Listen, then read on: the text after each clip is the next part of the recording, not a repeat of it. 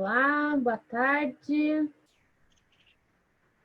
eu ver se as pessoas já começaram a entrar, já liberaram. Ah, legal. Marcela, Andréa.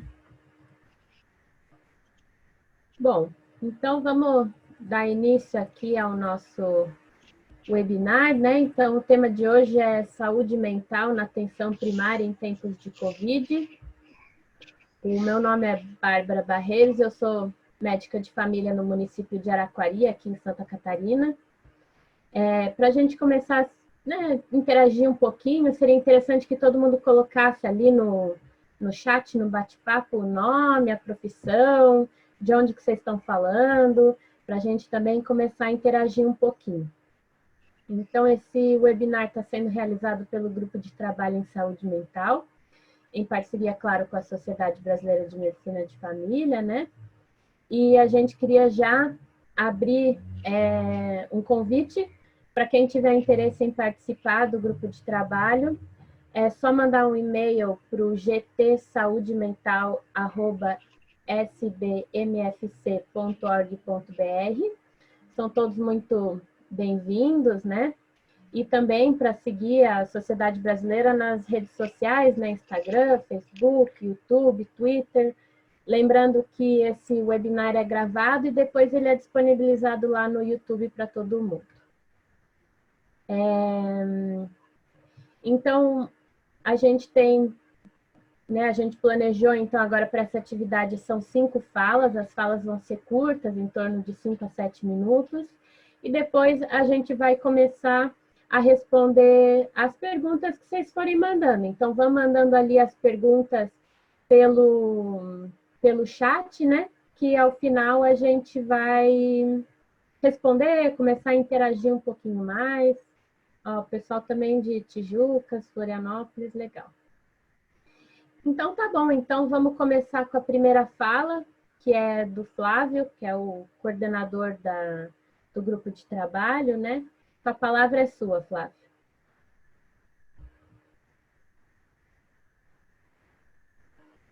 Boa tarde, gente. Super feliz aqui de estar podendo aí conversar um pouquinho com vocês, né, e com essa turma que se interessa aí e preza a saúde mental das pessoas, né? Acho que o médico de família, o profissional de atenção primária, está numa posição privilegiada para cuidar da saúde mental das pessoas, e a gente precisa dar essa resposta nesse momento, né? A gente precisa refletir sobre isso. Então, o convite hoje é para uma reflexão em conjunto, né? E para um aprendizado em conjunto aqui, de como é que a gente pode se instrumentalizar para se manter bem e para ajudar as pessoas aí que nos procuram aí no nosso dia a dia. Tá? Eu vou começar então a minha apresentação, vou colocar aqui o compartilhamento de tela.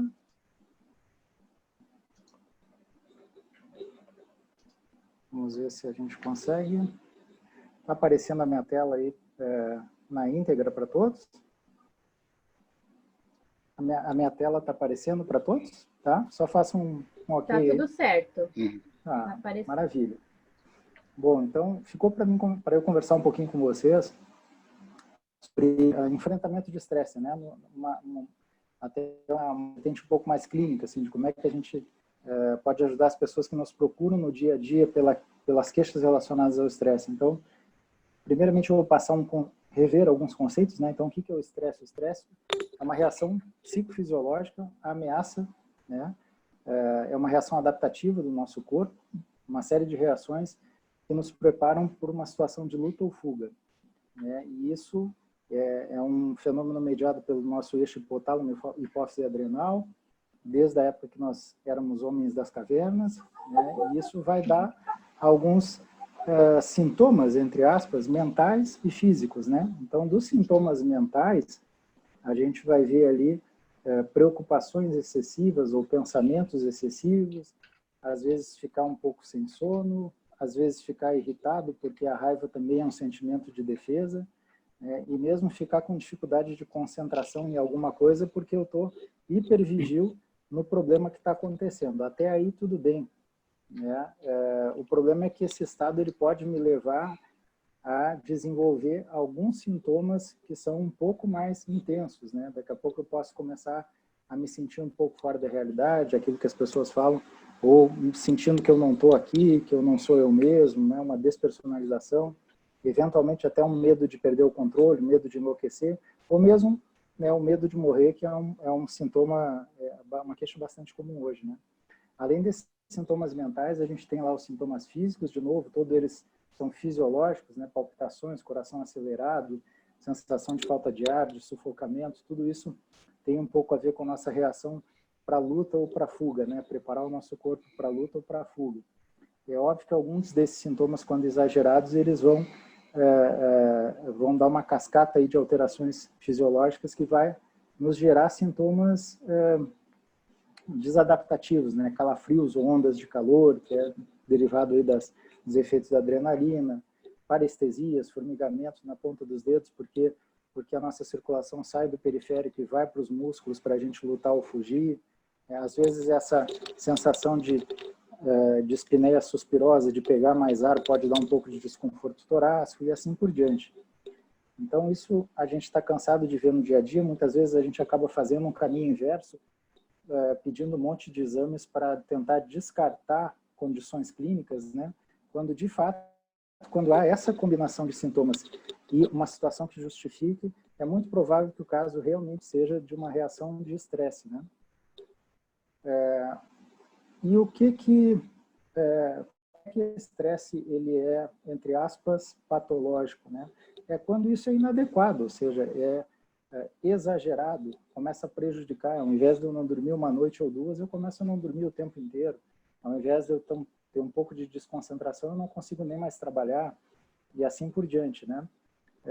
Então, se isso é uma reação inadequada, vamos chamar assim, ou seja, desproporcional, a gente vai chamar isso de transtorno relacionado a estressor ou trauma. É assim que a maioria dos manuais, CID-11, CIAP-2, DSM-5, tem relacionado, tem denominado esse problema.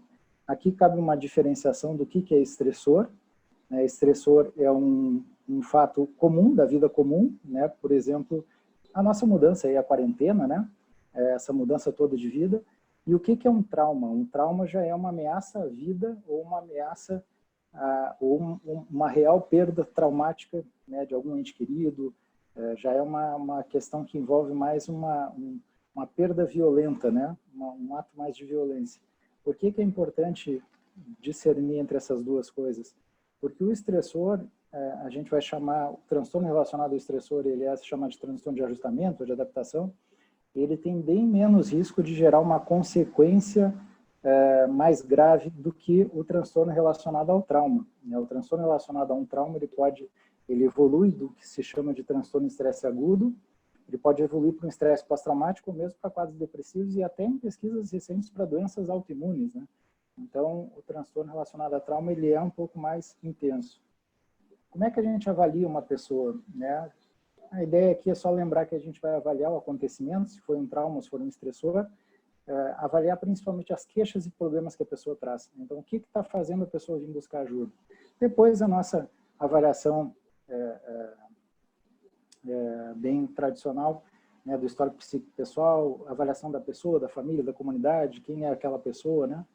Uma coisa importante é avaliar se há, em algum momento, algum risco de autoagressão, suicídio ou risco de dano para outros, né? E lembrar que é sempre importante, sempre, se possível, né, também ter uma conversa com um familiar ou com um amigo que pode nos dar algumas informações importantes aí e prestar um apoio para a pessoa ali naquele momento que a gente está atendendo.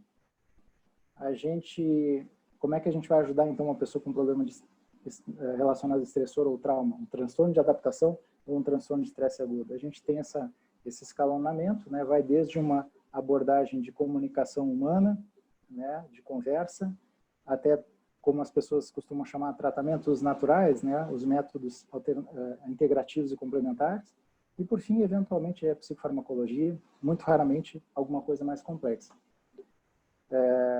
Aqui eu detalhei um pouquinho como é que a gente age, então, nos casos de transtorno de adaptação, transtorno de ajustamento, estressores, ou seja, quarentena, não houve nenhuma morte, não houve nenhuma ameaça, não houve nenhum acontecimento grave, né? Então, via de regra, o que a literatura tem falado é o seguinte: primeira coisa, a gente tem que, durante a anamnese, tentar promover o coping da pessoa, as estratégias de enfrentamento da pessoa. Isso daria um seminário por si só, né?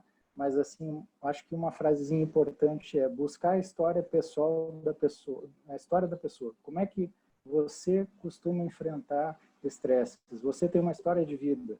Como é que, me conta uma vez que você passou um dos maiores estresses da sua vida e como é que você enfrentou isso? E, às vezes, a gente buscar dentro da história de vida da pessoa essa força é suficiente. A gente tem medidas de controle do estresse, ou seja, que vão desde medidas gerais, ou seja, a rotina, manter uma rotina mínima, um ambiente livre de excesso de informações, como a gente está vendo hoje, né? Informações desnecessárias, catastróficas, totalmente inadequadas.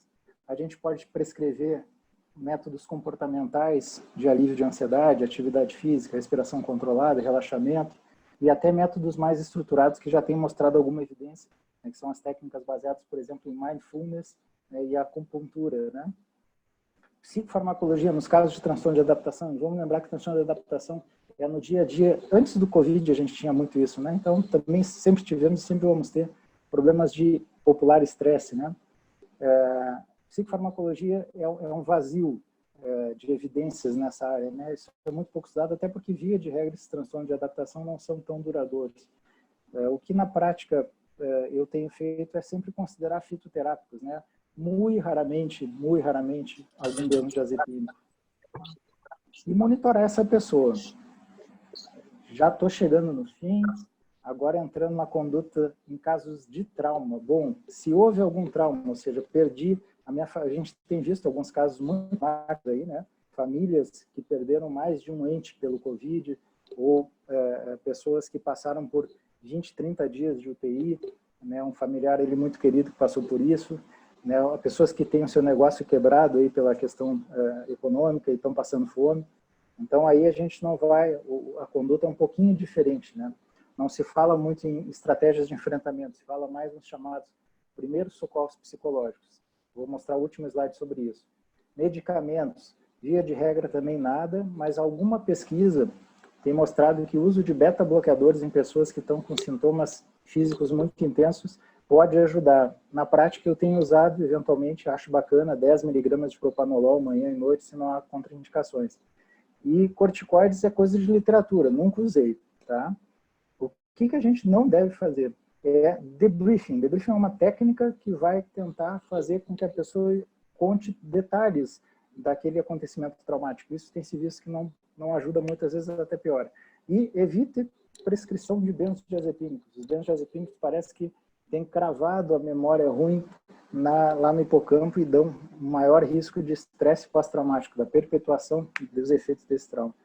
Por último, monitoramento. Só para não deixar de falar, então, o que são esses benditos primeiros socorros psicológicos? Está aí um slidezinho muito curto. É monitorar, encorajar a pessoa, reengajar a pessoa nas rotinas dela habituais, uso de suporte social, familiar, espiritual, garantir as necessidades básicas, né? Quem estiver passando fome é comida, quem estiver sem casa é abrigo, né? E reavaliar a pessoa dali um tempinho para ver se isso vai entrar num quadro de transtorno de estresse pós-traumático, se vai persistir e se tornar estresse pós-traumático. Uma vez que isso persista, aí existe sim a importância do profissional psicólogo junto com a gente para pensar na psicoterapia e, eventualmente, no estresse pós-traumático, se usar alguma medicação também pode ser bastante útil, principalmente os antidepressivos. Era isso que eu tinha para falar para vocês. Agora quero ouvir o resto da turma aí. Valeu! É realmente muito interessante, porque a gente acaba tendo que encarar o estresse de uma forma diferente, dependendo do que vai surgindo, né? E esse Covid, acho que realmente mostrou isso de diferentes aspectos, e a gente está tendo que encarar muita coisa diferente que antes, né, a gente nem imaginava, assim, né? E igual o Flávio falou, né, a questão da morte, lidar muito mais com essa questão da morte, do luto, né? Então, é diferente, a gente tem que se adaptar, né? Então, a próxima pessoa que eu vou chamar, então, para falar é o André, que é o monge Yakuza, e ele justamente vai falar um pouquinho dessa questão do luto, né? Como é que está acontecendo, e hoje até foi interessante que eu participei de um velório de um primo, que não morreu de Covid, ele morreu de câncer. Mas então a gente tem que lembrar também desses outros aspectos, né? Que não é só o Covid, tem essas outras questões e como que a gente vai participar disso e como que a gente vai enfrentar isso. Então agora eu passo a palavra para o André. Tá bem, obrigado, Bárbara. Boa tarde, pessoal. Quase boa noite, né? Bom, de fato, hoje eu não vou trazer slide, vai ser uma conversa mesmo, eu vou trazer algumas provocações acerca até do que tem a literatura sobre luta é muito vasta, mas de cara já posso adiantar que o que a gente já teve foi realmente uma mudança de paradigma acerca dos rituais, né? Porque a gente, na verdade, pensando em lutos e perdas, a gente vem tendo muito luto, né? Porque a gente teve que modificar as relações sociais, né? A gente não tem a questão do distanciamento social, que a pandemia pede, os velórios com menos pessoas, então a gente teve toda uma mudança no paradigma acerca do luto, né? Então, meio que todos nós, de alguma forma, estamos vivendo luto. Claro que algumas pessoas de forma muito mais intensa, até porque perderam mais de uma pessoa da família e assim por diante. E aí, gente, assim, só para lembrar, o luto, né, de toda a literatura internacional, a Academia Americana de Psicologia, a própria Academia Americana de Médicos de Família e a WPA, né, que é a Associação Mundial de Psiquiatria, elas todas são unânimes em falar que existe uma coisa chamada teoria do apego, ou seja, a intensidade do meu luto vai ser proporcional ao grau de relação que eu tinha com a pessoa, né? Falando aí da intensidade de sentimentos. E também é importante lembrar que luto, primeira coisa, ele é um processo que não é nada linear. A gente até tenta classificar, existem algumas classificações, mas não é classificação linear.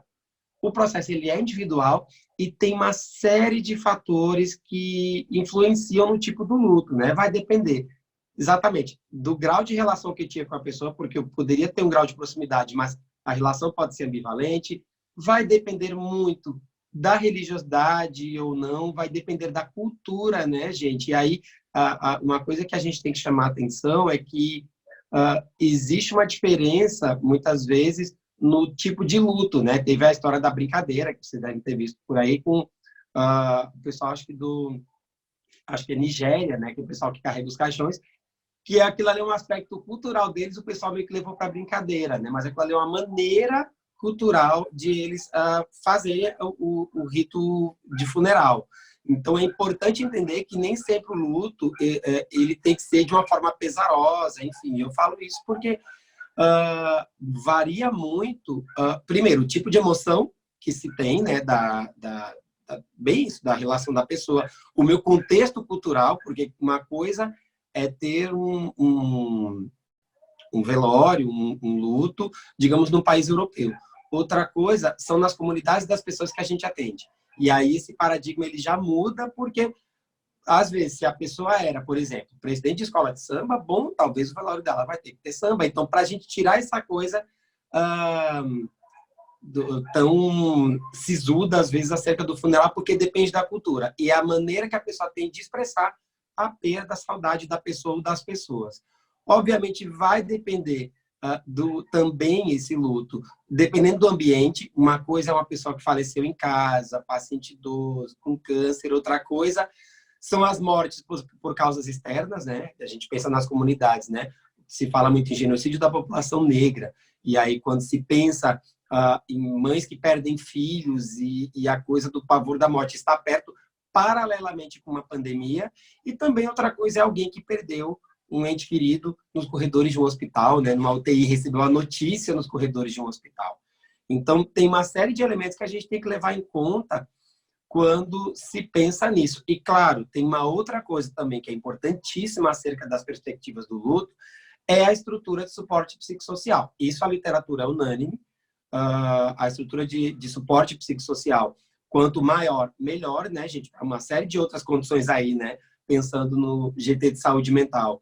E também para o luto, digamos, o processo ser melhor elaborado, né? Porque luto a gente elabora, né? Luto não se supera, acima de tudo. E, obviamente, tem os elementos que a gente tem que pensar, claro, econômicos, porque às vezes tem a questão da perda humana, mas tem a perda, por exemplo, se a pessoa que eu perdi era a pessoa que era literalmente um arrimo de família, tem alguns danos também adicionais que a gente tem que levar em conta quando tem a questão do luto, né? E aí, gente, tem toda uma gama de sentimentos quando a gente pensa no luto, né? Que a pessoa pode dar tristeza, sentimento, a raiva, a culpabilização, né? Às vezes é comum a medicação, a equipe, claro.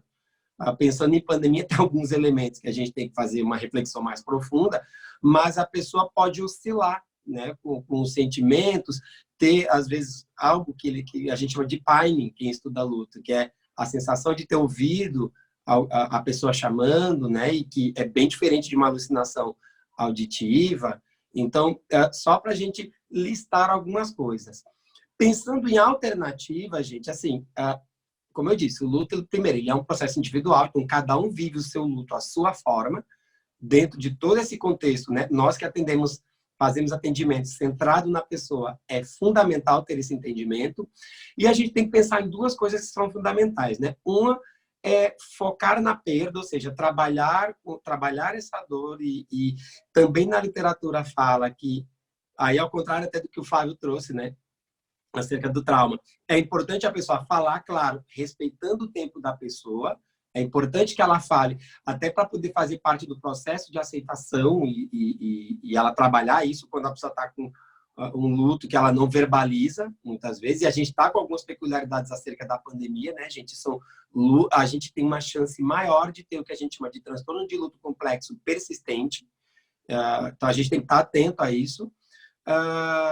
E aí, claro, trabalhar todas as emoções, compreender e trabalhar com essa aceitação. A pessoa vai ter que aprender a ressignificar, né? A pessoa que partiu, eu vou ter que ressignificar ela nas minhas memórias de alguma forma. Então, trabalhar esse processo é importante. Conversar, estabelecer conexões, ainda que online, né? Que é o que a gente está fazendo aqui, e também relativizar quando tiver que realmente ter um contato próximo, né, que eu tiver que estar presencialmente, né? Os lutos, os funerais, eles foram reduzidos, mas não estão proibidos. Então, quando é alguém muito significativo, alguém de muito próximo da minha rede de relação, eu vou ter que vivenciar de alguma forma e fazer parte até de alguns ritos aí, levando em conta cada aspecto cultural. E eu já estou indo para o fim, mas aí é importantíssimo lembrar, como eu falei, que a gente, usualmente, em períodos fora de pandemia, 80% a 90% dos processos de luto, eles tendem a ser, digamos, fisiológicos, né? Um curso normal, adequado, a pessoa retrabalhando suas emoções. E 10% a 15% tem o que a gente chama de luto complicado, principalmente quando a gente tem, né, uma rede de suporte psicossocial baixa, quando tem histórico de abuso de substâncias, quando tem histórico de condições prévias, né, de transtorno mental, quando é morte de criança, quando tem estressores adicionais ligados ao contexto da pessoa, né? A pessoa, às vezes, em algumas comunidades, se estão em situações de violência adicionais, né? E aí vocês pensem que, somando a pandemia, uma coisa que já se vem percebendo e se começou a fazer estudos paralelos aos estudos do Covid, é também o levantamento acerca do aumento do luto persistente, né? Que é esse transtorno de luto complexo persistente. Então, é importantíssimo a gente ficar de olho. E o tratamento, gente, em essência, ele é psicoterapia mesmo, tá? Luto, claro, levando em conta as condições de base da pessoa e medicalizar, porque o luto, ele não é medicalizado quase que em nenhuma hipótese, salvo essas exceções de pessoas com condições de base, né? Que, caso a gente perceba que tem complicadores, que o luto, né, a perda do ente querido foi um gatilho para deflagrar aí sintomatologia adicional, tá bem? Era isso, então. Muito obrigado. Também quero ouvir o restante da turma. Também tentei ser o mais breve possível. Excelente, André. Quem quiser também pode ir mandando as perguntas ali pelo chat, né? Que ao final a gente vai responder o máximo que a gente conseguir.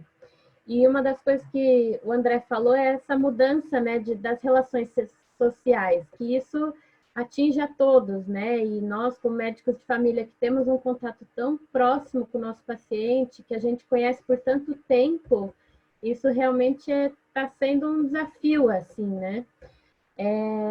Bom, agora eu vou chamar a Bruna, que é acadêmica de medicina do terceiro período, e digamos que se teve um grupo que teve que se adaptar e realmente fazer uma mudança dessa relação, foi realmente os alunos. Então, ela vai trazer um pouquinho como é que está o estudante, como é que está sendo esse processo de adaptação, como é que está sendo o processo para ela, né? Então, eu passo a palavra para a Bruna. Oi, então, primeiro eu queria agradecer a oportunidade de falar com profissionais que eu admiro tanto, né? E dizer que eu vou fazer, né, uma estruturação mais geral de como está a maioria dos estudantes e depois falar mais sobre mim mesmo, como eu tô e como meus colegas falaram para mim que eles estão, né? Claro que vai ter pessoas que estão bem, pessoas que estão mais ou menos e pessoas que estão no fundo do poço. Mas é o que eu vou tentar trazer um pouco. Se alguém tiver alguma coisa para falar mais, pode falar no chat, enfim, quiser compartilhar, não sei se tem mais estudantes aqui também, mas eu vou colocar aqui a apresentação que eu fiz da estrutura, do esqueminha que eu fiz, para tentar clarear um pouco.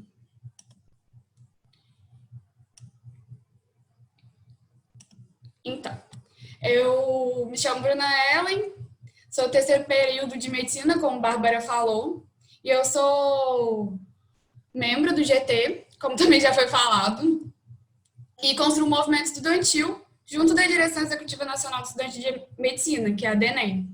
E dentro do curso de medicina tem uma variação muito grande, que a maioria das instituições privadas aderiram o EAD, que é o ensino remoto, né?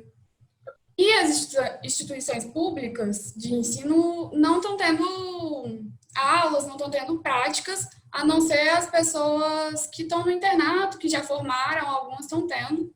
Mas eu vou falar mais sobre o ciclo básico, que são as pessoas que eu tenho mais contato.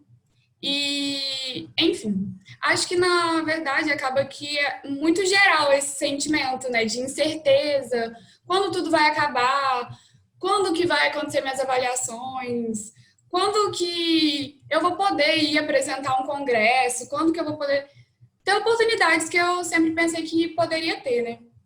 Enfim, aí no ensino à distância, o que meus colegas mais comentaram comigo é que tem muito receio de que, assim que eles formarem, não sejam médicos tão bons quanto eles imaginavam que fossem ser, se pudessem ter um ensino presencial. Por não estar tendo práticas, por não estar conseguindo mesmo adequar essa nova rotina, um novo ambiente de estudo, e é um modo totalmente diferente do que estava acostumado. E meu namorado é calouro de medicina na UFRJ e eu faço faculdade particular. E a gente conversa sobre as diferenças que cada um está tendo e os colegas dele que também fazem uma faculdade pública.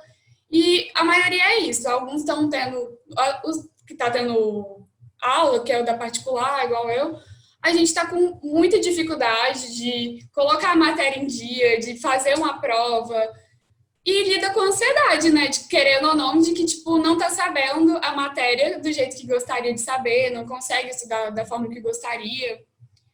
E aí teve uma queda no rendimento da maioria das pessoas. Claro que sempre tem sua exceção, e acaba que a maioria se culpabiliza por isso, né? Porque a produtividade caiu e a gente tem uma ideia de produtividade que não tem como adequar essa produtividade dentro da pandemia, né? A produtividade que a gente tem é, nossa, eu vou produzir artigos científicos nesse tempo que eu tenho de sobra, vou aprender 5 línguas, e não é a realidade que a gente tem. Porque acaba que o tempo, mesmo a gente estando em casa, não é absurdamente maior, não é uma coisa mais fácil.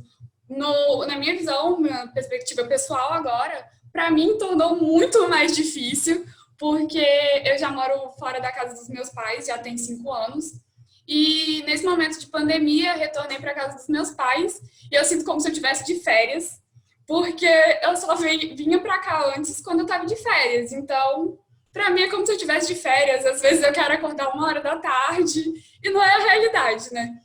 Porque a gente tem isso de que tem que produzir, tem que fazer alguma coisa, tem que estar sempre em movimento.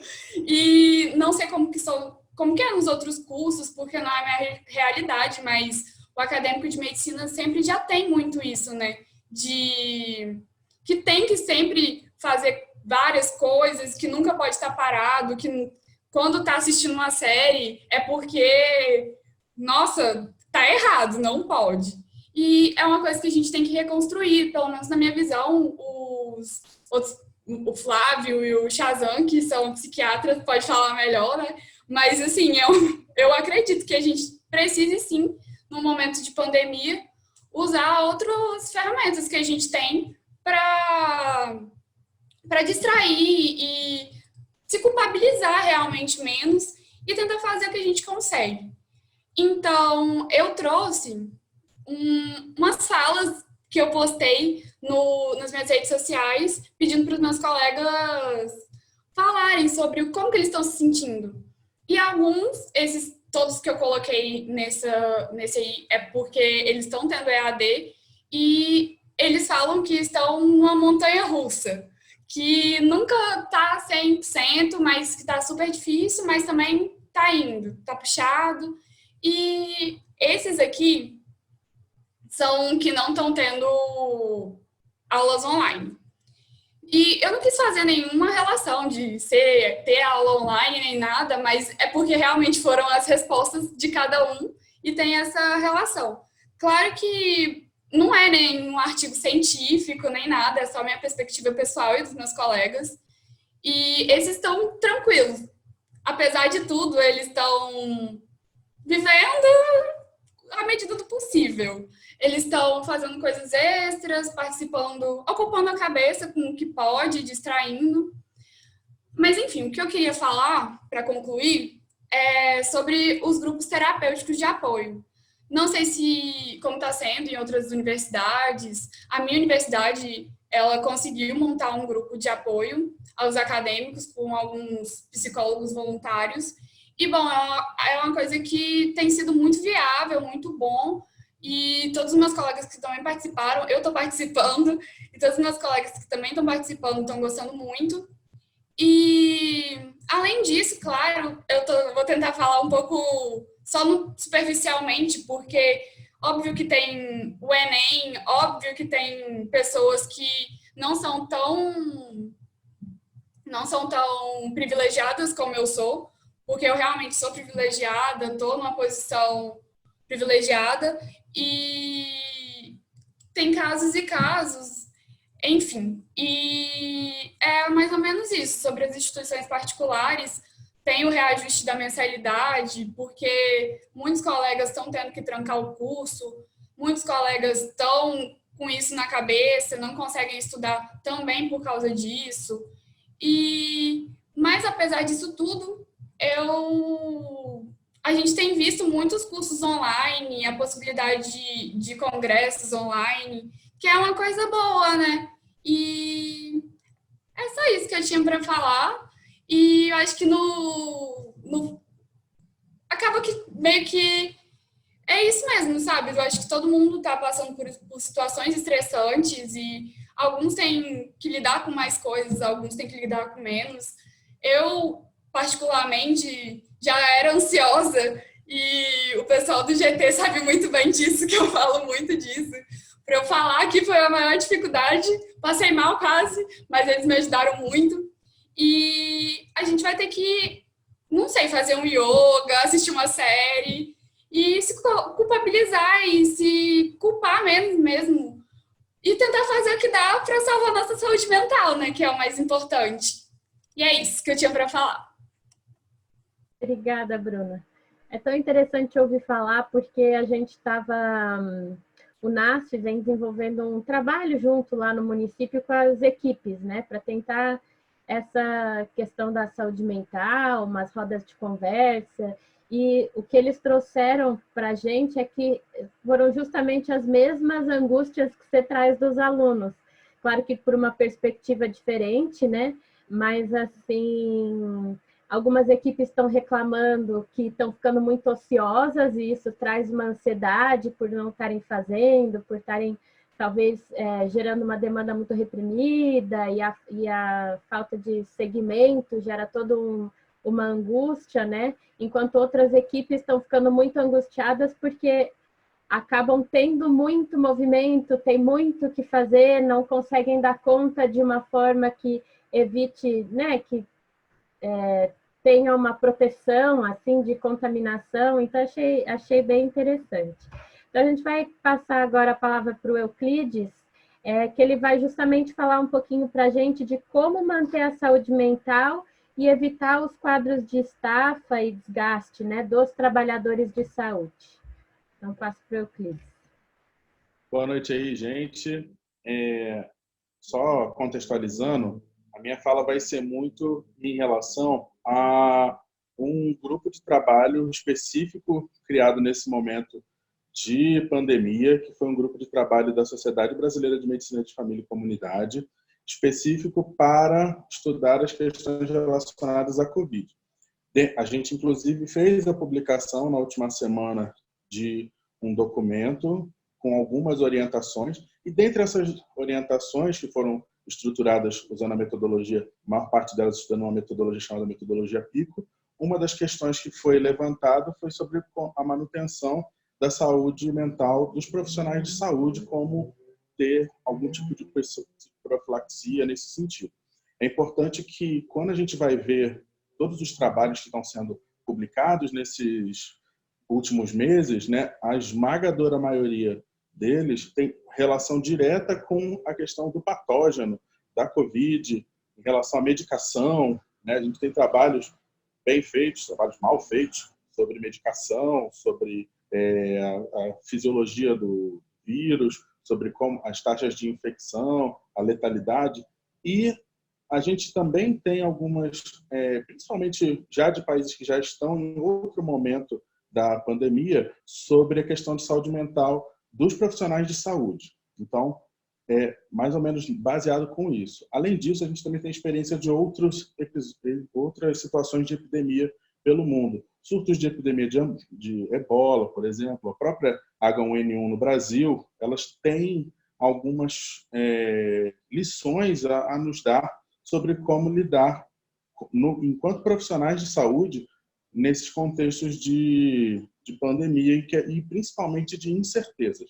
A grande questão é que a gente está lidando com variáveis muito pouco conhecidas, né? E, na verdade, isso é um território interessante para o médico de família, porque a gente lida com incertezas com uma frequência muito grande. A gente lida com questões não clinicamente bem definidas, com situações não classicamente estruturadas. Então, isso é uma maneira que isso pode servir para que a gente transite melhor pelo caos que a gente está vivendo, né? Uma das coisas que tem sido relacionada, que já é de conhecimento, é que profissionais de saúde já têm um nível, comparado a outras classes profissionais, grande de estresse, síndromes ansiosas, síndromes depressivas e questões de ansiedade e abuso de drogas. Existe uma tendência dos profissionais de saúde já terem uma prevalência maior dessas situações. Um fator que tem sido visto no momento que a gente vive, extremamente relacionado ao aumento desses quadros de sofrimento psíquico, são as próprias questões que causam ansiedade à própria população. Falta de EPI, né, os EPIs de maneira inadequada ou equipamentos inadequados, falta de ventilador, questões com relação à ansiedade e angústia por leitos. Isso afeta os profissionais em toda a cadeia de atenção à saúde. Atenção primária, secundária, terciária, vai afetar em níveis diferentes, mas tudo isso gera um quadro de ansiedade muito grande com esses profissionais. A própria incerteza com relação ao patógeno, a gente não sabe exatamente, né, principalmente nos primeiros meses, agora ainda assim, mas um pouquinho menos com relação ao não entendimento adequadamente de como funciona, de como que a gente vai passar por isso, se a Covid-19, se ela vai se tornar endêmica no mundo, se ela não vai. Alguns têm esperança que não, outros têm que sim, mas parece que está se desenhando que ela vai. A gente vai conviver com ela ainda por bastante tempo.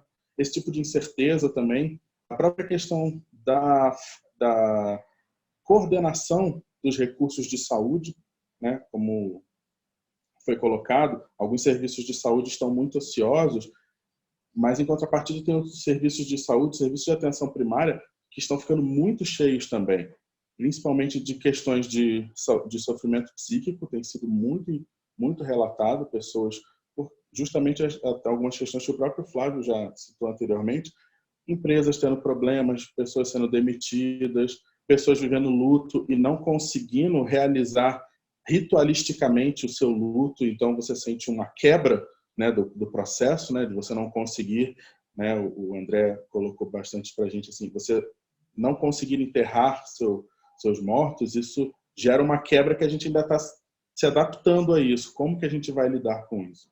E, para além disso, os profissionais de saúde também têm percebido o adoecimento da sua própria categoria, né? A gente tem, o Brasil hoje ele já é o país com maior quantidade já passou os Estados Unidos em termos de profissionais de enfermagens infectados, né? Mortos por Covid já passou.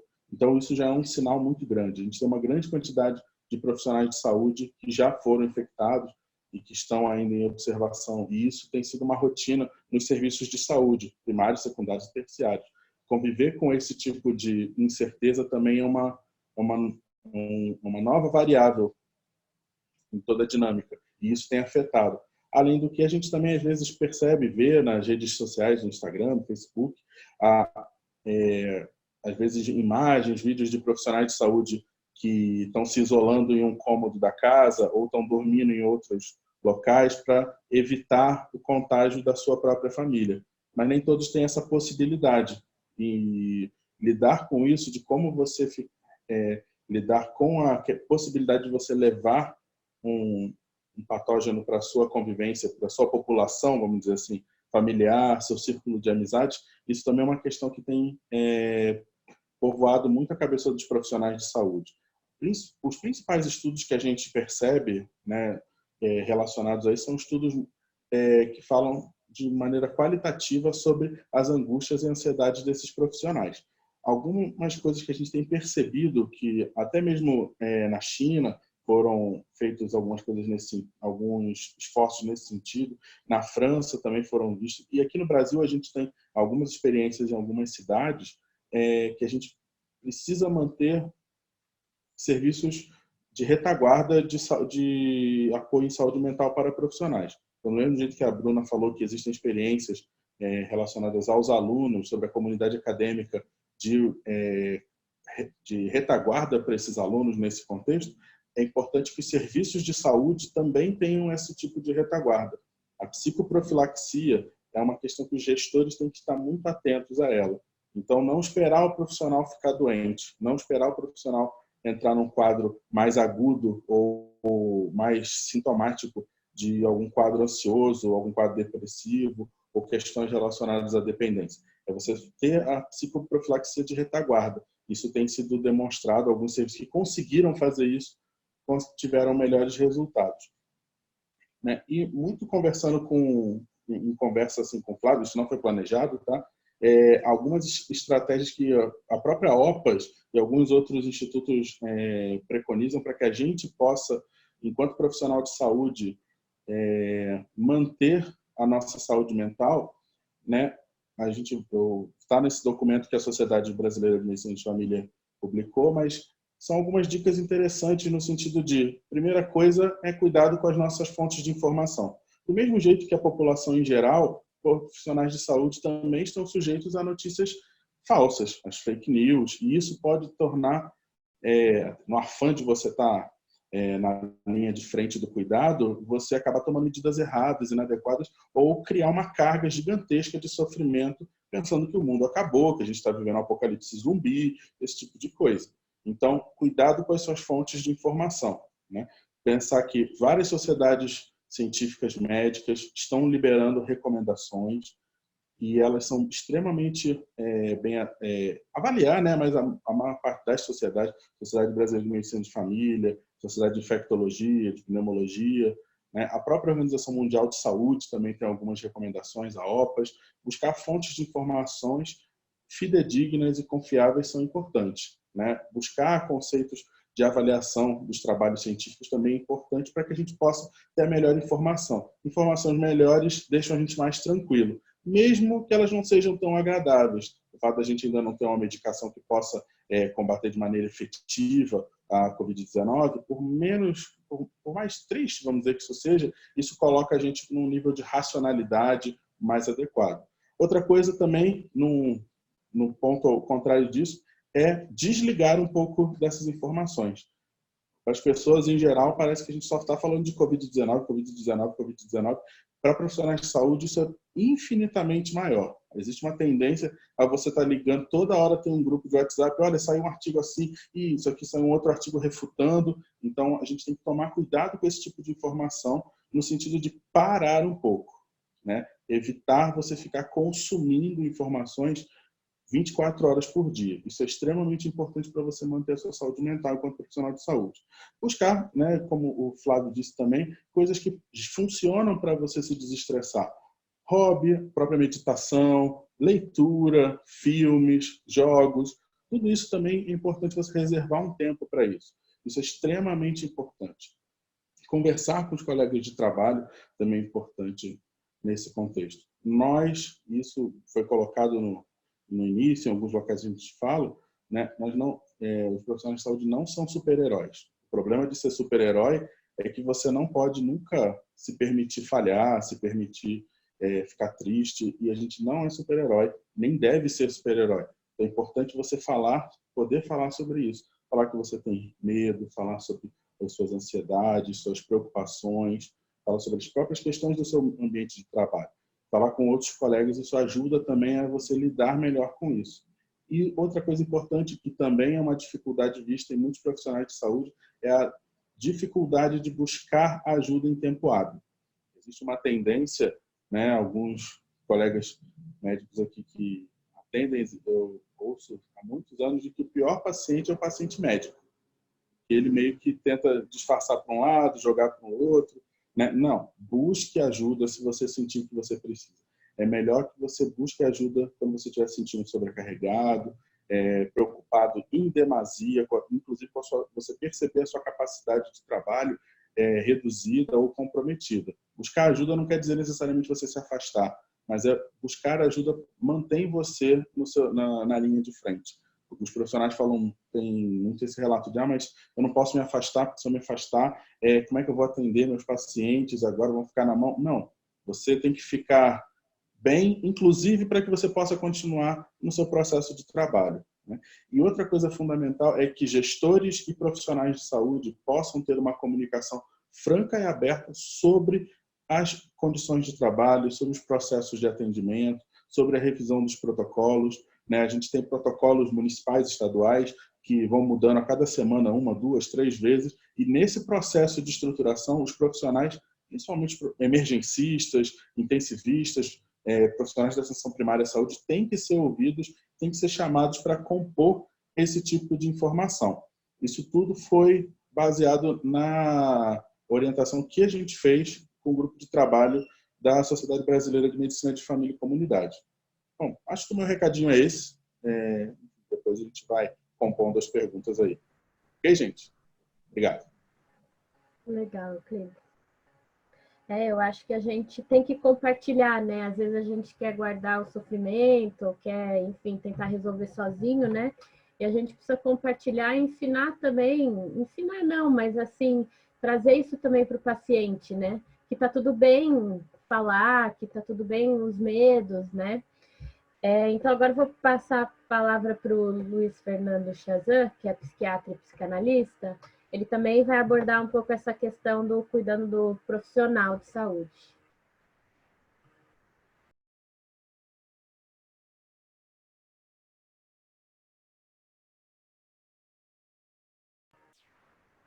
Bom. Agora estamos te ouvindo. E está no mute. Aí. Ih, agora não.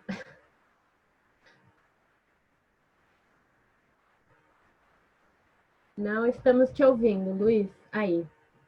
Eu estou dizendo que eu ativei o som, aí alguém desativou de novo, eu ativei, alguém desativou, vocês já viram que ficou nesse jogo. Eu tinha ativado desde o início. Então, eu não sei se agora está ativado, deixa eu ver aqui. Tá, agora está ativado. Então, eu queria dar boa noite já para todos, agradecer ao Flávio o convite. É um grande prazer estar participando desse grupo, dessa discussão. Eu acho que é uma discussão longuíssima, né, importantíssima, e eu vou primeiro dizer que eu sou psiquiatra e psicanalista, mas eu trabalho na Universidade do Estado do Rio de Janeiro, no Saúde Mental e Psicologia Médica, e há muitos, muitos anos que eu trabalho na interface da saúde mental com a atenção primária e com médicos de família. Então, isso é uma coisa que eu queria deixar marcado, porque tudo que eu vou falar está baseado nessa concepção. E eu também sou membro da Associação Brasileira de Balint, e nós estamos oferecendo, por conta dessa situação toda, grupos de suporte e grupos de web Balint, grupos Balint via web, que é web Balint, e nós estamos oferecendo também para os profissionais de saúde que tiverem interesse desse aspecto. Então, eu queria marcar que essa é uma questão que marca o ponto central, né? Eu vou tentar ser sucinto, porque eu acho que não é à toa que nós temos 2 ouvidos e uma boca. Eu acho que a gente tem que ouvir mais e falar menos. Então, eu vou tentar ser sintético naquilo que eu acho que é fundamental para abrir uma questão de discussão. Primeiro, a questão meu tema é o atendimento, o cuidado com o profissional que está sofrendo, né? Que esse é o ponto. Por que a gente precisa cuidar do profissional? Cuidar do profissional porque o profissional está sofrendo, né? Um sofrimento que, em alguns graus, é compartilhado por todo mundo e outros são coisas mais específicas. Toda a minha fala está centrada na questão da medicina de família. Eu não vou falar, embora nesses grupos que a gente tem feito, tenham pessoas de várias especialidades, inclusive intensivistas, eu não vou entrar nessa questão, eu vou entrar na questão específica do médico de família e dos sofrimentos que eu tenho visto como predominantes nesses grupos, e como são pessoas de várias regiões do país, algumas coisas têm predominado nesse sofrimento. Pode ser que eu deixe alguma coisa de fora, mas um deles é a questão da gerência, do gerenciamento da crise e da possibilidade de comunicação com relação a isso, e as dificuldades que eu estou colocando nesse mesmo segmento, de você ter acesso a tanto equipamentos quanto a canais de como encaminhar, como cuidar de um paciente que precisa de um atendimento mais grave, que eu tenho visto que em alguns lugares funciona bem, em outros lugares não está funcionando bem. A sobrecarga tem vindo, existem lugares em que houve uma divisão de unidades em que eram para pacientes sem suspeita, pacientes já antigos, e pacientes com suspeita, e hoje em dia isso também já acabou, porque o crescimento tem sido grande, mas esse é um ponto de sofrimento grande, de possibilidade de você ter um conhecimento, ter uma possibilidade de compreensão, ter uma necessidade de trabalho e você não ter isso compartilhado, às vezes pela própria equipe, né? Eu digo que tem muita sorte aquele médico de família que trabalha com uma equipe, que ele pode contar com a equipe, que existe uma noção de um trabalho de equipe e que isso pode ser levado adiante. Eu tenho visto também coisas ao contrário. O médico de família preocupado com os cuidados, as necessidades de isolamento, e às vezes a própria equipe não se isola, não faz isso, faz atividades contrárias àquilo que está preconizado. A gente tem visto isso também. É claro que isso tem uma série de razões que eu não vou entrar no momento, a menos que alguém queira discutir, mas o que eu quero marcar isso é exatamente a importância de, para que a gente se cuide e cuide do profissional de saúde, é o fato de que nós somos seres histórico e contexto dependentes. Nós somos seres em que o eu só existe porque existe o outro. Então, o trabalho de grupo é fundamental. O outro e eu podemos interagir de uma forma a que isso possa dar uma conexão diferente. Tem uma frase que que é feita pelo Shakespeare, que efetivamente já sabia dessa história toda há muito tempo, né? Um dos escritos dele, que era o Rei Lear, né? O Lear, em que ele dizia o seguinte: quem sofre sozinho sofre muito mais em sua mente. Deixa para trás a liberdade e a alegria. Mas a mente, com muito sofrimento, pode superar-se quando a dor tem amigos e suporta a sua companhia. Quão leve e suportável a minha dor parece agora. Ou seja, é fundamental que a gente possa compartilhar e que a gente possa contar com alguém que pode nos ouvir com empatia e compaixão, que não são duas coisas iguais, isso já fica para outra discussão, mas isso é importante, que a gente tenha esse espaço de conversa, o espaço de troca, o espaço de continente para que a gente possa falar aquilo que nos angustia, aquilo que nos faz sofrer, aquilo que de alguma forma pode ajudar a gente a ter um nível de sofrimento, porque não tem como não ter sofrimento nessa situação atual, e nem na própria prática de uma maneira geral, um sofrimento que permita que eu continue funcionando naquilo que eu gostaria de funcionar, que eu continue pensando, que eu continue raciocinando. Então, eu acho que esse é um ponto central. E eu acho que um dos pontos fundamentais para isso são as práticas grupais. Como eu estava falando, nós fazemos na Associação de Barnet grupos de suporte e grupos de web Barnet. Tem algumas diferenças que eu também não vou entrar em detalhes aqui. E é exatamente nesse processo de troca, de conversa, que a gente pode ampliar a nossa resiliência, né? Porque faz parte da resiliência a noção de rede, que vocês, evidentemente, como é de famílias, todos conhecem muito bem esse conceito. A questão da rede é fundamental. Nós também temos que ter rede. Nós temos que ter alguém com quem contar. Porque o médico, não só de família, ele, além de ter o sofrimento da prática, às vezes necessários e inevitáveis, às vezes evitáveis, se tivéssemos outra realidade em várias questões, né? Mas ele, além de ter sofrimento que é específico da profissão, você também tem o sofrimento relacionado à própria família, né? E todos os pacientes, todas as pessoas têm com a família, de uma forma ou de outra, nós, médicos também temos, e temos um sofrimento a mais. Então, esse é um ponto que a gente tem que trabalhar, né, e ver como que a gente pode, com a resiliência, ampliar a nossa flexibilidade. Eu costumo fazer a associação de que a saúde está na flexibilidade. Eu faço uma brincadeirinha, entre aspas, de que as artérias são excelentes exemplos de saúde, porque a artéria saudável é a artéria flexível. A artéria dura, rígida, é a artéria doente. Então, a saúde, saúde no sentido S maiúsculo, e aí engloba qualquer concepção de saúde, inclui flexibilidade. Isso implica em que às vezes eu tenho uma dificuldade de falar, de me comunicar, mas se eu conseguir abrir porta para comunicar, procurar aonde existem ofertas de cuidados para o profissional de saúde, isso vai fazer uma grande diferença. Esse sofrimento que a gente tem, outro dia, o WhatsApp tem tido um monte de trabalho, vocês devem ter recebido muitas coisas pelo WhatsApp, às vezes demais, né? Em algum momento chega a ser tóxico, mas algumas coisas são interessantes. Outro dia eu recebi uma imagem em que era um piano, teclas de piano, e que mostrava que as brancas eram as coisas boas e as negras as coisas difíceis que a gente tinha que enfrentar, né? E exatamente nesse passar por todas essas teclas, as coisas mais fáceis e mais difíceis, é que a gente toca a sinfonia da vida. Então, isso é um ponto que a gente precisa pensar, faz parte da vida, algum grau de sofrimento, a resolução desse sofrimento, até porque isso amplia o sentido que a gente tem com relação aos nossos próprios interesses e cuidados. Então, a gente vai precisar, para quem está na posição que eu estou, de um profissional de saúde mental, e a gente tem que fazer uma separação e ajudar as pessoas a separar o sofrimento que pode ser minimizado com o grupo, o sofrimento que de alguma forma são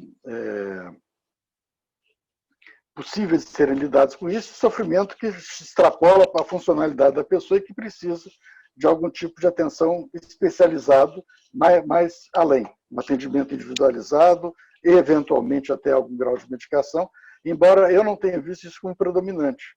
No campo da medicina de família, o que eu tenho visto predominante são todas relações e questões que podem e têm tido bom resultado com esse processo grupal. Eu acho que isso é uma questão fundamental. E dentro disso, eu estou, como eu disse, defendendo o trabalho grupal, que eu acho que é uma forma fundamental para a gente ajudar, né? O próprio Nietzsche dizia que o homem é uma ponte, não é um fim, né? Nós somos pontes, nós somos sempre interrelacionados, sempre de alguma forma se conectando, né? Então, eu vou parar por aqui, porque eu quero mais ouvir e discutir, conversar, trocar ideias, se for possível. Obrigado. Legal, Chaza, obrigada. Talvez fosse interessante se você conseguir compartilhar como é que as pessoas fazem para chegar nesses canais, né? No Web Valent, nos grupos de apoio, se é aberto ou não. Não sei se é através da sociedade brasileira também ou não. Nós temos grupos que são pela Associação Brasileira de Valent. A gente já houve uma época que a gente abriu inscrições através de um Google Forms. Estamos fazendo isso novamente, esses Google Forms. Esse link eu vou depois postar no GT de saúde mental, no GT de comunicação, e aí a gente pode compartilhar. Os grupos que estão funcionando agora já estão andando, mas a gente está aceitando pessoas, porque os grupos têm espaço para isso ainda. Ah, legal. Então, eu vou pedir para todo mundo que falaram para a gente abrir as câmeras agora, para a gente começar a responder algumas perguntas, começar a conversar um pouquinho mais, se todo mundo puder abrir a câmera.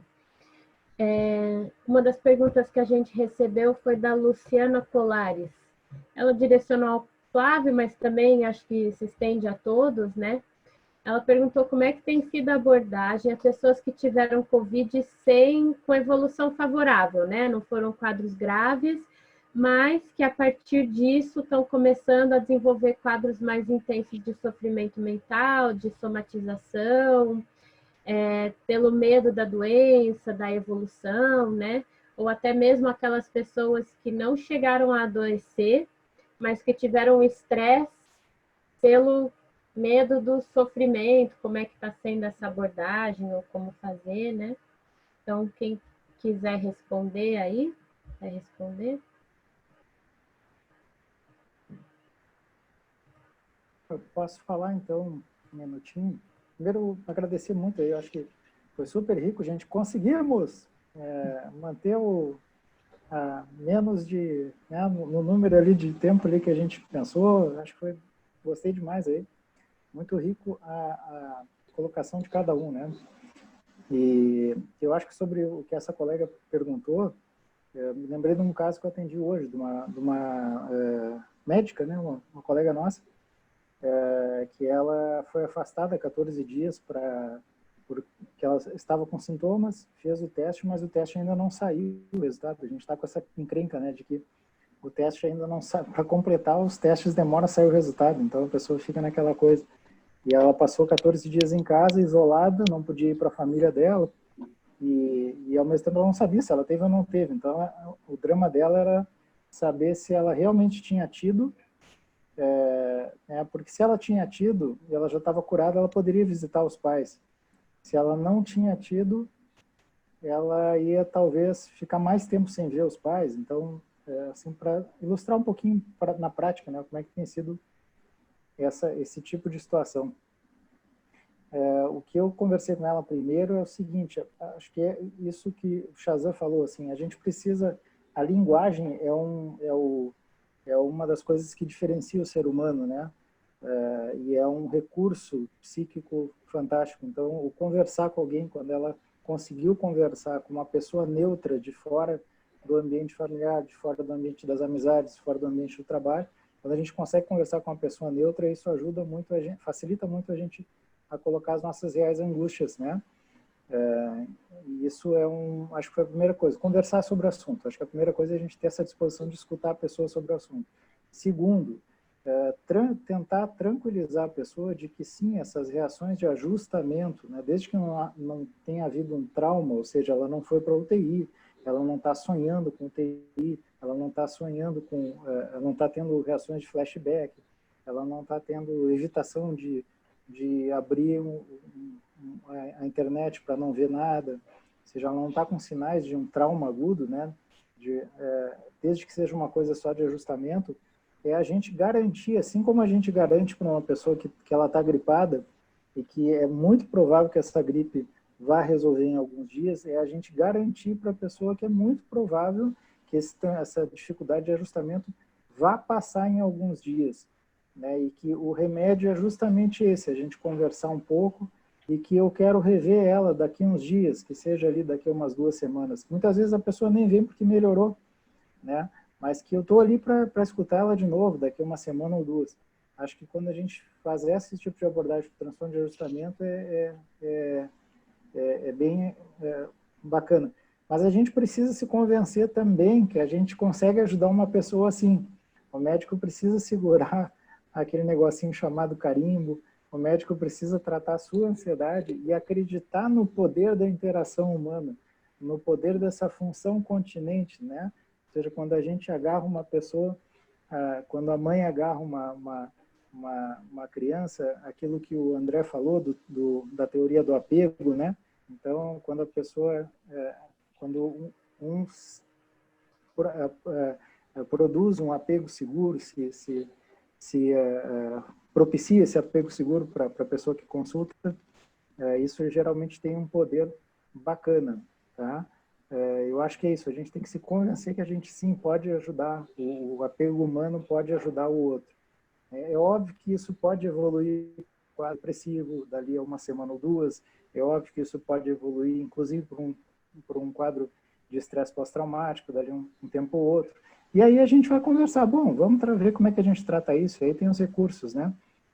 Desde aquele cuidado escalonado, né? Desde da psicoeducação, do apoio, e aí eventualmente o colega psicólogo e talvez até a medicação, os antidepressivos aí, que são, via de regra, os tratamentos de escolha. Acho que é isso.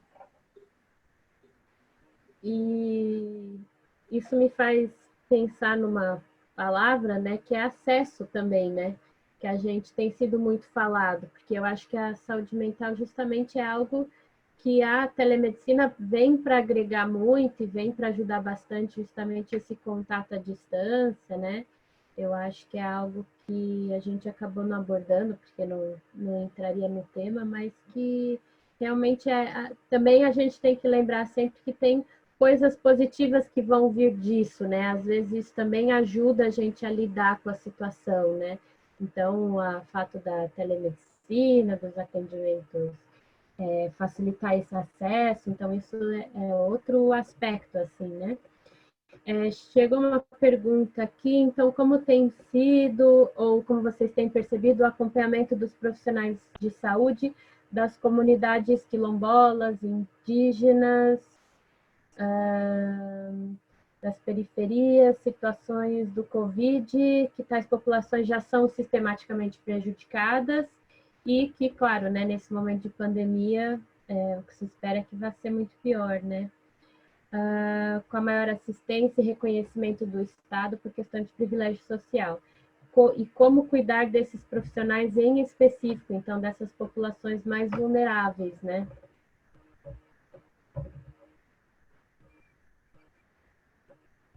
Quem quiser responder, aberto. Eu acho que eu posso falar um pouquinho, Tia. Só complementando uma coisa que eu acho que seria legal de complementar na fala do Flávio, puxando um gancho aí, quando a gente, uma coisa que a gente tem percebido, não sei se todos têm percebido, questões relacionadas ao preconceito, um pouco de estereótipo relacionado às pessoas que já tiveram a Covid-19. Então, não é incomum também alguns relatos que a gente ouve de pessoas que ou estando com suspeita e estando em isolamento, estão fazendo seu PCR ou aguardando fazendo teste rápido, acabam sendo vítimas também de preconceito por conta dessa situação, como se tivesse a marca da apostasia ali e ninguém pode encostar em nada, você não pode nem chegar no portão da casa dessa pessoa.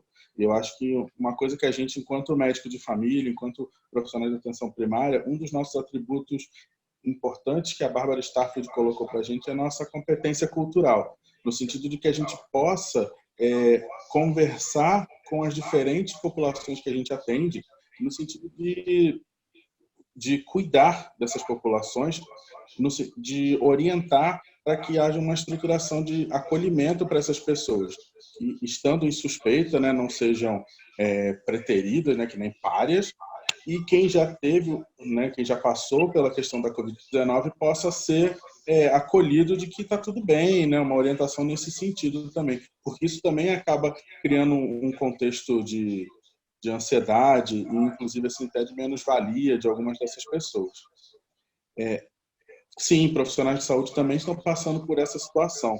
Então, a nossa capacidade de conversar com as comunidades coloca a gente num lugar muito privilegiado, a gente poder estar olhando olho no olho das pessoas, mesmo digitalmente ou por outros mecanismos, mas que a gente possa conversar com essas populações, com as comunidades que a gente acolhe e tentar dirimir um pouco esses preconceitos, esses estereótipos que existem, né? Facilitando inclusive a nossa ação e facilitando a reintegração, a integração das pessoas que passaram por esse problema ou que estão passando pela questão da suspeita, enfim, ou então em tratamento.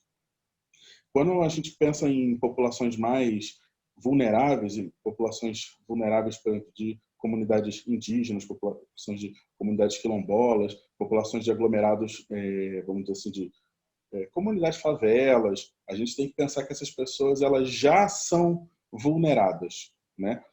O contexto de pandemia que a gente tem, isso só escancarou esse problema. São populações que classicamente já têm menos acesso, têm mais dificuldade de acessar o sistema de saúde, os recursos que têm a sua necessidade, e nesse contexto isso piora, né?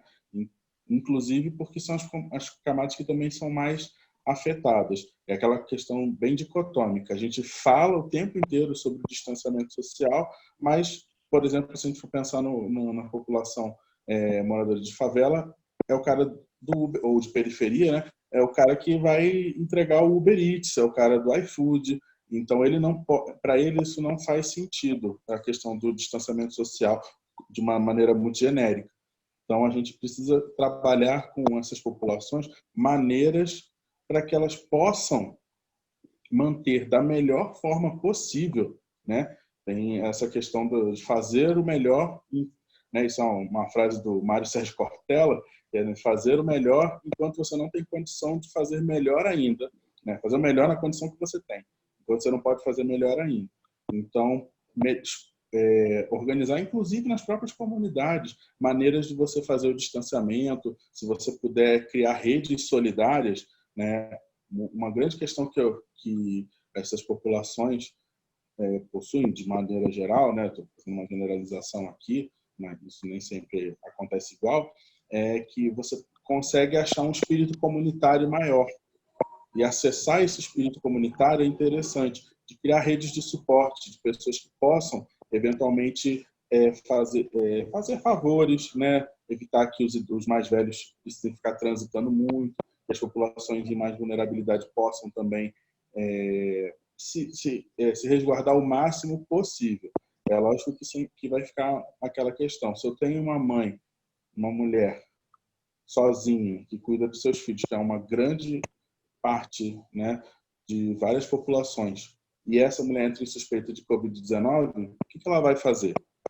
Né? Como é que ela vai se manter em isolamento e como é que a gente vai poder dar suporte para ela enquanto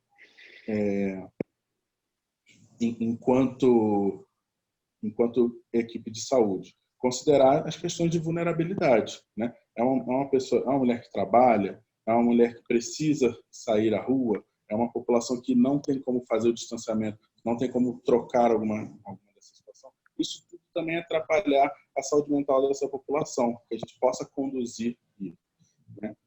A Bárbara falou um pouco, que a gente acabou não falando, né? Isso também ia estender muito sobre atendimentos remotos, né? O atendimento remoto mais antigo que a gente possui foi o Grambel, criou, que é o telefone. A gente pode tentar, na medida do possível, né, buscar fazer interações, no momento que a gente vigia, que a gente acompanha os casos suspeitos, né, da Covid-19, pensar nas populações que a gente tem, nos nossos pacientes, nas nossas pessoas que a gente acompanha e que a gente sabe que elas estão em vulnerabilidade, vamos dizer assim, uma vulnerabilidade psíquica. Então, você tem pacientes que notoriamente já apresentam uma fragilidade maior, pessoas que você, inclusive, pode construir e descobrir essa teia junto com a sua equipe, com seus agentes de saúde, para saber quem que a gente tem que se preocupar nessa situação. Quem que perdeu o emprego?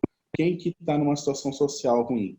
Quem que está numa situação econômica ruim? A gente buscar essas populações para dar suporte, mesmo que um suporte psicoterápico remoto, mesmo que um suporte médico remoto, eventualmente presencial, porque a gente tem que se permitir eventualmente fazer o contato presencial, se for necessário, mas a gente manter o contato com essas populações.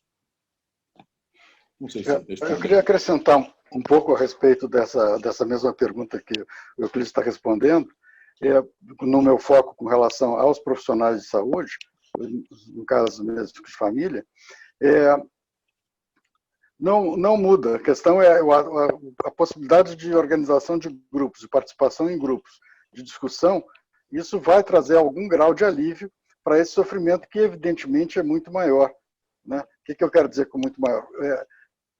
Uma das coisas que essa pandemia está trazendo, pandemia e pandemônio, vamos dizer assim, é exatamente o fato de que a gente está olhando tudo com lente de aumento.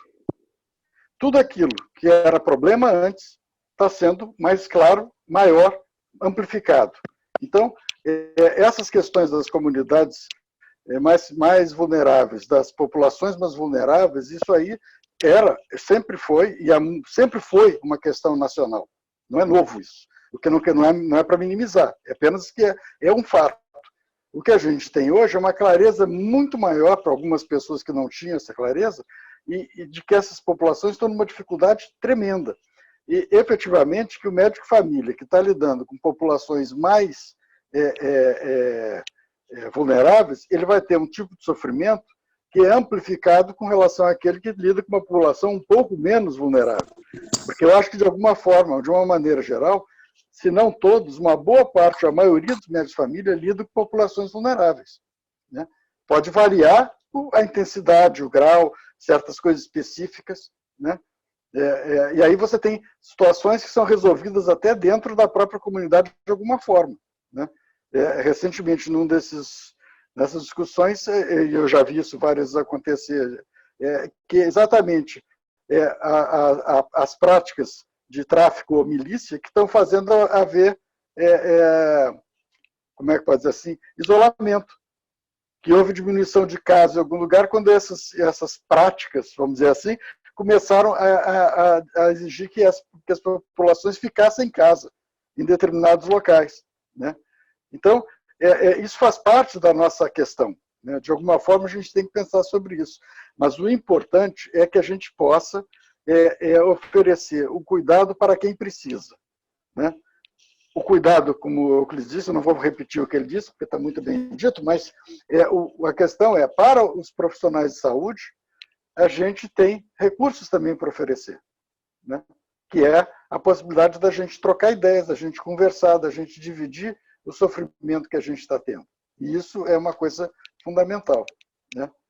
Alguém me perguntou também a questão dos... Tem uma questão que eu não vou entrar, porque vai ser polêmica, a respeito de uma má interpretação de uma coisa que eu falei, né? Que eu acho que foi completamente mal interpretado, exatamente o oposto que eu disse, não o que foi interpretado, mas que eu estou aberto para conversar particularmente depois com quem quiser, mas essa questão do BALINT.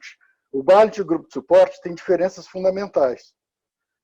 Para você participar do grupo BALINT, você precisa estar com um grau de, vamos dizer assim, de equilíbrio e de tranquilidade, vou botar aspas, para você poder ouvir um caso de uma outra pessoa que você vai participar e vai ter um ganho pessoal sobre isso.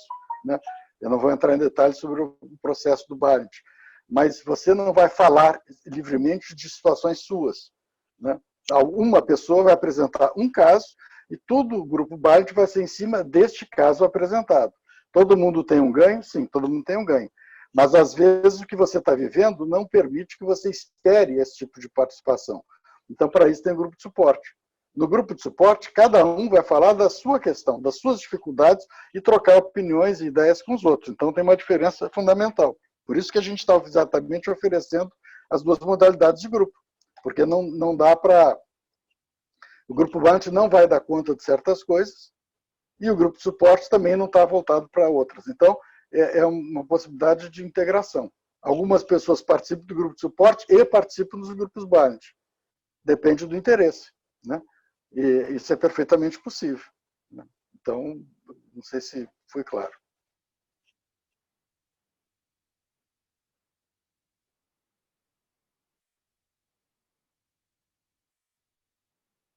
Bom, a gente já está chegando ao final aqui do nosso tempo, né? Eu gostaria de agradecer, então, a todos que participaram, que, né, mandaram seus pontos, suas complementações ali no chat também. Agradecer a todo mundo que se dispôs a vir falar aqui hoje. Eu acho que a saúde mental é um tema muito amplo. Eu estava aqui pensando que a gente acabou nem entrando na questão das crianças, né?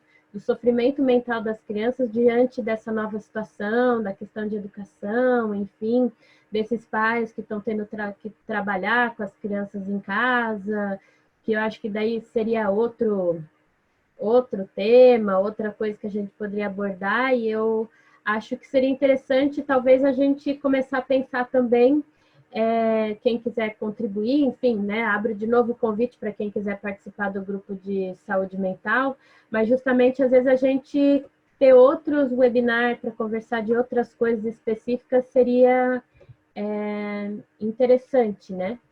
E então é isso, acho que eu queria agradecer a todo mundo, acho que foi muito rico, foi muito interessante, assim, acho que vários temas poderiam ter sido aprofundados, mas pelo tempo também a gente tem que se limitar um pouco, né? E a gente fica à disposição, quem tiver alguma dúvida, quiser perguntar mais alguma coisa, né, a gente está aqui. Então, para participar, que perguntaram ali, é só mandar um e-mail para o gtsaudimental@sbmfc.org.br. Daí o Flávio, que é o coordenador, ele coloca, e lembrando que não precisa ser médico, pode ser de qualquer categoria profissional, né? Que todos são bem-vindos para participar e contribuir. Certo? Alguém quer fazer mais alguma colocação? Eu quero agradecer a participação, agradecer a fala de todos, que eu gostei bastante, foi muito bom mesmo, né? Se eu não estivesse participando na fala, eu ia estar participando no ouvido o tempo inteiro, como eu fiz a maior parte do tempo, eu achei que foi muito bom. E queria deixar claro que estou disponível, né, através do GT de saúde mental, para qualquer questão que eu possa, de alguma forma, ajudar, tanto no encaminhamento para esses grupos, quanto nas questões que possam ser levantadas. Eu acho que são pontos importantes e extremamente complexos e não tem nenhuma solução simples para problemas complexos, né? Inclusive, para quem estuda a complexidade, existe uma máxima que diz que para todo problema complexo existe sempre uma solução rápida, simples e equivocada. Então, o fato de que é complexo exige que a gente trabalhe de uma forma complexa e vamos investir nisso. Obrigado. Queria também dar meu tchau, gente. Agradecer aí a presença, né? Estou passando aí pela essa função de coordenação, co-coordenação do GT. Queria agradecer muito o convite das pessoas que falaram, das pessoas que participaram. Chegou um momento que a gente teve 75 pessoas participantes, no sábado à tarde, né? Algo me diz que isso não é só o Covid. Algo me diz que isso é um interesse genuíno de todos aí, né? De cuidar da saúde mental das pessoas que a gente atende, de entender um pouquinho mais sobre isso. Eu encerraria assim minha participação com duas colocações. Assim, a primeira é que quando a gente começa a estudar saúde mental, quando a gente começa a estudar excessivamente uma área da medicina de família, a gente corre o risco de esquecer das outras. Então, é importante que a gente mantenha essa nossa visão generalista, né? Então, assim, quando a pessoa começa a falar muito de Covid, conheça a pessoa como um todo. Analisem a pessoa. Peraí, mas eu fico tão preocupado com Covid. Dependendo dessa pessoa tem um histórico de vida que tem vários outros problemas. Então, foquem na medicina centrada na pessoa, né? No conhecer a pessoa como um todo, a sua família, a sua comunidade, seu histórico de vida, a sua saúde geral de uma maneira, né, completa. E a segunda fala, então, é que mesmo os grandes médicos de família tratam a pessoa, né? Essa não é uma frase minha, né? Não tratam a doença, trata a pessoa, não trata a doença. E certamente aí, das 3 ou 4 grandes pessoas que eu me lembro, grandes médicos de família que eu me lembro, tinham uma postura que nas teorias de relação médico de paciente se chama da postura paternal, né? E que talvez nesse momento, né, mesmo que muitos de nós não sejamos pais, nesse momento eu noto que as pessoas têm procurado um pouquinho isso, assim, esse acolhimento, essa postura daquele médico antigo, aquele médico do interior, aquele médico que batia no peito e dizia assim, é comigo, mesmo que ele achasse que não era, mas ele dizia, é comigo, porque ele ia coordenar o cuidado, ele ia dar um jeito de cuidar daquela pessoa. Acho que essa é a figura do médico de família que me fica sempre. Tá? Muito obrigado para todo mundo, principalmente para a turma aí, Euclides, Bruna, Shazam, Bárbara, professor André. Valeu, gente.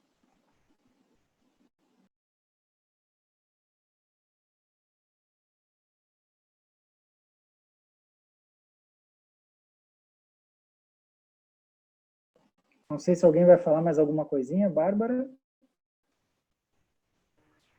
Acho que a gente pode...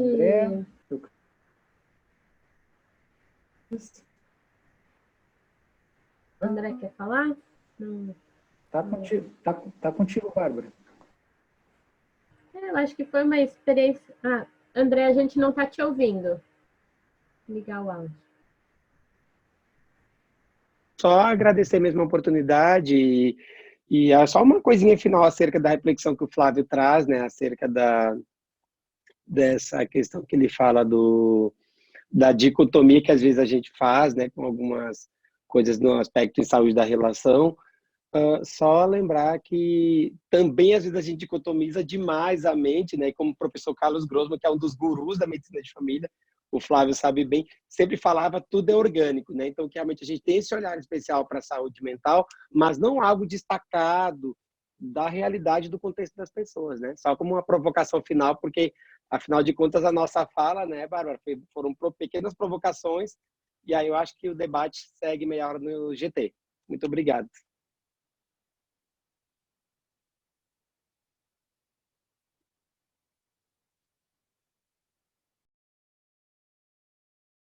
Queria também agradecer a oportunidade de falar aqui com as pessoas e deixar um recado que eu acho que é importante, né? Lembrar que uma das bases que a gente tem para fazer o cuidado, tanto de profissionais de saúde quanto de população vulneráveis e já vulnerados, é buscar a equidade. Equidade tem que ser a nossa... talvez seja o atributo doutrinário do SUS mais importante que a gente precisa. A equidade ela tem que guiar. Então, cuidar de quem precisa mais, ter um olhar especial com essas pessoas. Sejam os profissionais de saúde, sejam as populações. Acho que seria mais ou menos isso. Obrigado. Eu só queria agradecer também por ter essa oportunidade de falar junto com vocês. E para mim foi muito importante agradecer todo o apoio que vocês me deram para eu vencer minha ansiedade. E é só isso. Então, acho que dá para a gente encerrar, né? Foi muito bom. Quem sabe a gente pode repetir numa data futura aí. Obrigada a todos.